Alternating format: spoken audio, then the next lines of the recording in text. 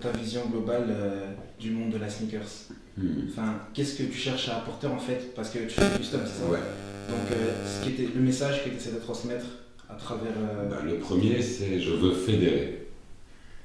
Donc, je le disais dans d'autres circonstances, c'est que je ne cherche pas à prêcher des convaincus. Les gars qui connaissent la sneakers, ils ont déjà des références. Ils savent où aller regarder. Ouais. Je suis pas là pour leur dire ouais, vous avez vu, on est quand même les meilleurs de la snake. Non, je cherche pas à être le patron de la snake ou quoi que ce soit. Ce que j'ai d'abord cherché personnellement, c'est que ma grand-mère comprenne ce que je fais. Que je rassure mes parents, entre guillemets, malgré mon âge, que ouais, avec Nike, Adidas, Converse, Reebok. Ils voient ça comme des chaussures, là, simplement. Pour eux, ouais. Tu vois, c'est logique. Eux, c'est quoi? C'est un caprice que j'avais quand j'avais 10 ans. Et que mes parents ont toujours dû me refuser parce que on n'avait pas la thune et puis c'est tout. Je crois que j'ai eu mes Jordan en première secondaire, on a 12 ou 13 ans. Dis-toi que je me suis arrangé pour être sur la photo de classe tout devant. C'est vraiment plus. Je suis habillé comme une merde. Alors là, tu vois que je suis pauvre. Mais la paire est claquée. Mais j'ai des Jordan et je suis. Après, voilà. Il fallait aussi créer un métier. Je te l'ai dit tout à l'heure, il y avait trop de talents autour de moi. Des mecs qui savaient faire des choses, peut-être pas des Nike ou quoi, mais quand un type sait faire une sneakers, tu te dis ouais, c'est que tu sais faire des Nike. Donc il est temps, vu que je suis un petit peu en télé, je suis pas une star, on s'en fout, mais j'ai une entrée, il faut qu'on le voit. Donc c'était l'idée quoi. J'ai dit attends, on va filmer ça comme Pimp My Ride, et puis on va faire ça avec des snakes, c'est tout. Et puis c'est pas sur nous que ça va reposer, ça repose sur l'enseigne Nike, Adidas.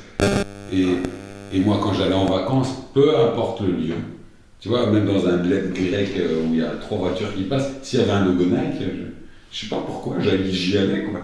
J'allais regarder la vitrine, tu vois. Même si c'est beaucoup de copies en Grèce, tu vois. C'est comme les NBA. Dès que je voyais des jerseys ou un truc NBA, des fanions, j'étais comme un. Tu vois. Mais je pouvais pas me les payer. Donc, c'est une magnifique revanche pour moi que de les construire, de faire valoir le travail de mes proches, de mes frères, des talents que je croise, et de pas exploiter qui que ce soit. Je fais profiter tous mes proches de ma grande gueule et de ma façon de communiquer, parce qu'elle est adaptée, parce qu'on trace, on gêne, mais c'est parce qu'on trace. Et parce que tout ça vient de notre réseau. On en a déjà parlé, je ne vais pas le cacher, on discutait avant l'interview. Notre réseau, moi j'y crois tellement. Et je trouve qu'on ne nous laisse pas l'opportunité de nous exprimer. Et je ne parle pas d'avoir une antenne de 20 minutes. Je te parle, faisons court, on n'a même pas notre média. Et voilà, ça s'arrête là. Notre média indépendant n'existe pas, quoi. Donc je ne me sens pas représenté.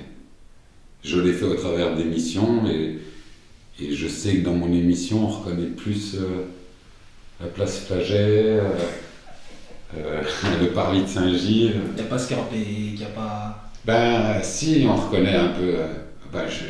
Moi je suis passé par là. J'ai grandi Cité Modèle, j'ai grandi à Scarbeck. Je le disais maintenant, je termine du côté bourgeois de Scarbeck, je suis trop fier. T'as quitté le sexe. Ouais, c'était un but. Et t'as pas envie de le quitter seul. D'office. Parce que c'est pas les gens du quartier qui me font chier. C'est cette ambiance de bâtiment. Tu vois, c'est ça. C'est pas chouette, c'est juste ça. C'est pas les gens. Moi, je veux bien. Je te fais...